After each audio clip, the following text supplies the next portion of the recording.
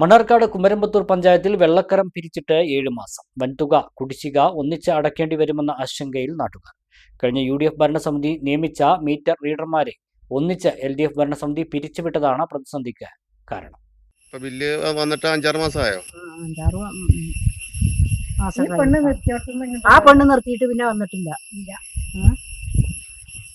ഭയങ്കര ബുദ്ധിമുട്ടാണ്. പഞ്ചായത്തിന് ലഭിക്കേണ്ട കോടിക്കണക്കിന് രൂപയാണ് കുടിശ്ശികയായി കിടക്കുന്നത്. കുമരമ്പത്തൂർ പഞ്ചായത്തിലെ ശുദ്ധജല പദ്ധതിയുടെ നടത്തിപ്പ് പഞ്ചായത്തിനാണ്. UDF ഭരിച്ചിരുന്ന പഞ്ചായത്തിൽ എല്ലാ മാസവും കൃത്യമായി വെള്ളക്കരം പിരിച്ചിരുന്നു. ഇതിന് ഓരോ വാർഡിലും മീറ്റർ റീഡർമാരുണ്ടായിരുന്നു. എന്നാൽ LDF ഭരണത്തിലെത്തിയതോടെ മുഴുവൻ മീറ്റർ റീഡർമാരെയും പിരിച്ചുവിട്ടു. പുതിയ ആളുകളെ നിയമിക്കാനുള്ള നടപടികൾ ആരംഭിച്ചെങ്കിലും നിയമനം നടന്നില്ല.